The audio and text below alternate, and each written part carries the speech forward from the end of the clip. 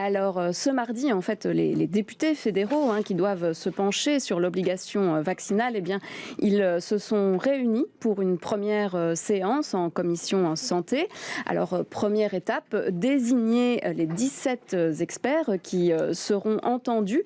Et en fait, cela n'a pas été facile pour eux de se mettre d'accord. D'ailleurs, le débat reprend ce mercredi. Oui. Voilà, mais certains noms, qui vous disent d'ailleurs peut-être quelque chose, comme Marius Gilbert ou bien le psychologue de l'UC Louvain, Vincent Yezerbitz, se sont imposés assez facilement. Puis il y a un autre nom qui s'est imposé aussi assez facilement, c'est celui d'UNIA, le Centre fédéral de lutte contre les discriminations. Et pour en parler, eh bien, nous recevons avec nous en plateau Marissa Fella, qui est coordinatrice de la Task Force Covid. Bonjour et merci. Bonjour Marissa.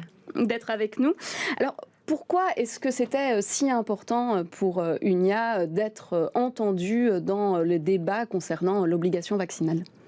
Alors l'avantage d'UNIA par rapport à des spécialistes sanitaires par exemple, c'est qu'en fait on est une institution ouverte au public. Donc les gens viennent nous poser des questions ou dénoncer des cas discriminatoires. Et on le voit en fait, nos signalements ne font qu'augmenter. Et pour vous donner un exemple, dans la période où le CST est arrivé en Belgique, c'est-à-dire au début de l'automne à la fin de l'été, la moitié de nos signalements étaient uniquement liés au Covid, mais la moitié ça fait beaucoup. Ça veut dire qu'en 5 à 6 semaines, on a eu près de 1300 signalements uniquement Covid. Ah oui. Donc en fait, on est une institution avec un pied dans la réalité et c'est quand même pas mal de venir en parler devant les parlementaires. Et donc ces signalements, c'était pour des discriminations, un non-accès au lieu suite à la demande du CST. Alors, comment les gens formulent ça ? Tout est très partagé. Alors il y a des grosses il y a une grosse partie de signalements qui sont des mécontentements et on le voit par exemple quand De Croo a parlé d'épidémie. Alexander.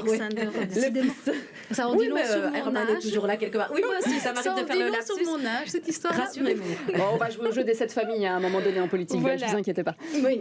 Donc, il a parlé d'épidémies de non-vaccinés et on a vu du jour au lendemain augmenter nos signalements. Donc, il y a une partie de signalements qui sont des mécontentements. Il y a une autre partie qui est vraiment, par exemple, pour l'usage du CST, qui est le fait que ce type d'instrument, comme maintenant celui dont on parle aujourd'hui, le pass vaccinal, peut être utilisé un peu par tout le monde, pour finir.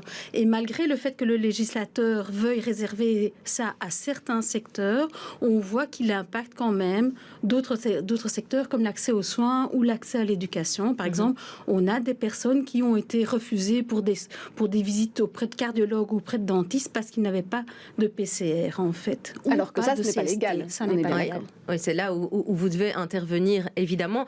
On parlait de discrimination liée à la possession pas de ce CST, mais il y a aussi des discriminations, et là c'est peut-être un peu plus alarmant, liées au non-port du masque pour raison de santé. Alors exactement, là c'est alarmant et c'est aussi... comme on le voit dans l'épidémie, c'est polarisant en fait. Et c'est quotidien. Les personnes en situation de handicap qui ne peuvent pas porter un masque se retrouvent dans des situations humiliantes, voire même discriminantes, quand ils rentrent dans certains commerces ou quand ils veulent avoir accès à des espaces où le port du masque est exigé. Alors on comprend bien, par exemple, le secteur des commerces qui dit « oui, mais moi je dois protéger mes travailleurs qui sont soumis aussi à la circulation du virus ». Donc ça, c'est tout à fait compréhensible. Et on voit bien que la difficulté de la disposition est qu'on stipule qu'il faut un certificat médical et qu'il y a quasi autant de certificats médicaux qu'autant de personnes qui en présentent. Et donc, on voit bien les difficultés pour les services de sécurité à gérer le tri, en fait, entre le bon usage ou le mauvais usage de la dérogation du port du masque. Donc, c'est pour ça qu'on appelle Comeos notamment, mais aussi l'Ordre des médecins, une réflexion sur cette fameuse certification du non-port du masque pour pouvoir un peu fluidifier cette chose-là, parce que pour les personnes en situation de handicap, depuis 2 ans, c'est compliqué, puisque je vous rappelle qu'à l'époque, on pouvait aller dans les magasins seuls et uniquement seuls. Oui. Des personnes qui avaient besoin d'accompagnants se retrouvaient dans des difficultés, ne fût-ce que pour aller faire des courses, en fait, quoi. Oui, donc ça, c'est vraiment une difficulté. Alors, évidemment, là, on parle aujourd'hui donc de l'obligation vaccinale, c'est ça le débat, ou du pass vaccinal. On n'est pas encore bien sûr de quelle forme, en tout cas, ça pourrait prendre. Quelle est la position d'UNIA par rapport à ce dossier ? Alors, on le voit sur papier, au niveau légal, en fait, l'obligation vaccinale n'a pas été dénoncée par la Cour européenne des droits humains. Donc, en fait, elle est potentiellement possible au niveau juridique, en fait. Maintenant, UNIA a voulu travailler plutôt sur ce qu'on appelle son core business, c'est-à-dire sur ce qu'on fait tous les jours, c'est-à-dire qu'on aborde la question sur deux angles.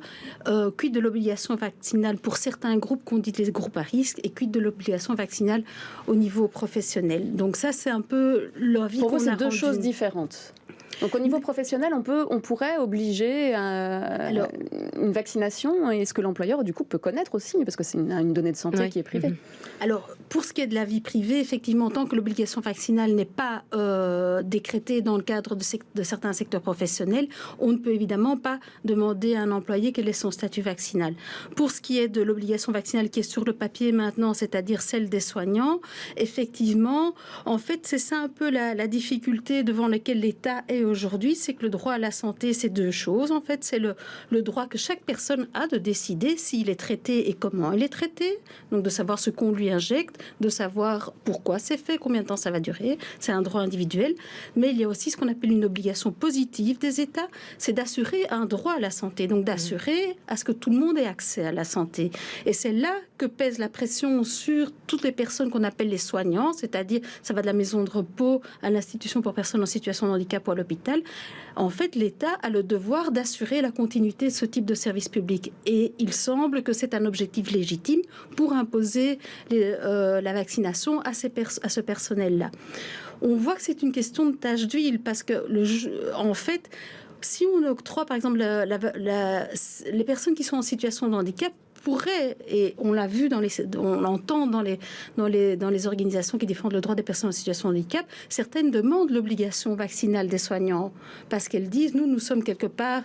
il ne peut pas y avoir de gestes barrières avec des personnes qui sont en situation de handicap. En fait, la situation, la société est poreuse, et donc dès qu'on va commencer, et c'est ça le problème de la vaccination, dès qu'on va commencer à parler de vaccination, on va étendre un petit peu l'obligation vaccinale. Et on pressent ça aussi.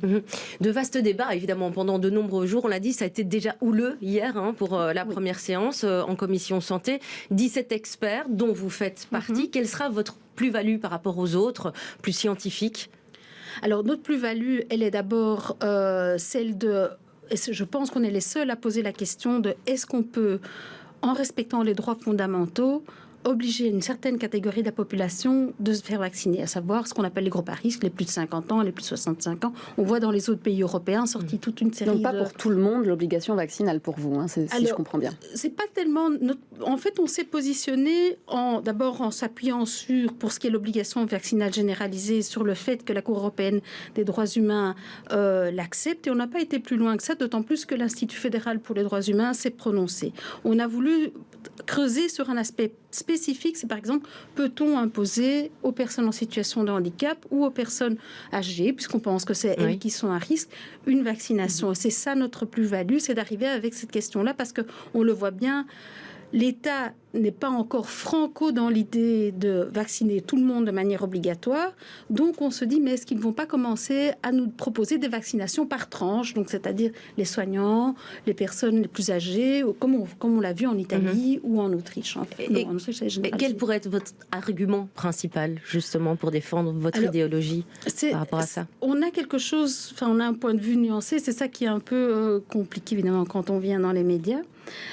C'est que derrière la notion de groupe à risque, il y a quelque chose de plus compliqué que simplement une tranche d'âge. Et à chaque fois qu'on érige une norme, par exemple sur l'âge, on le dit, on va protéger certains, donc c'est-à-dire la gratuité dans les transports pour les moins de 18 ans, etc. On protège, mais en même temps, on discrimine, puisque tous ceux qui ne sont pas dans la tranche d'âge ne sont pas dans le même... voire même, quand on voit en matière d'emploi, pour les personnes qui bénéficient de plus de congés quand ils vieillissent, quand ils sont dans l'emploi, c'est sympa, mais s'ils sont sur le marché du travail, ils se trouvent confrontés à un refus de recrutement parce que justement, ils ont trop de jours de congé. Donc, ces normes basées sur l'âge sont trop simples pour aborder des questions aussi importantes, par exemple, que l'obligation vaccinale. Ça, c'est le premier point d'attention qu'on a, c'est attention à la généralisation. La deuxième chose, c'est cette question de sanctions qu'on voit arriver dans certains pays. On se dit, mais enfin, donc il va falloir payer pour ne pas être vacciné. Et on entend tout de suite l'idée de, mais est-ce qu'il y a un luxe non vaccinal qui va arriver? Donc, est-ce que les gens qui peuvent payer pour ne pas être vaccinés se paieront. Donc ça, se paieront un non-vaccin. Oui, c'est le cas en Grèce, par exemple. Points, je ne vais peut-être pas vous les détailler maintenant. Donc voilà, on a d'autres points d'attention. Et donc on pourra vous suivre et vous écouter donc en commission santé. Vous savez déjà quand vous serez entendu ? Alors non, on attend le petit mail, mais donc c'est dans les 2 semaines. Oui. Donc voilà. 2 semaines de débat qu'on suivra avec grande attention, Oui, évidemment. en plus, même 6 semaines de débat en 6 tout semaines. sur l'obligation vaccinale. Donc ça va être assez long.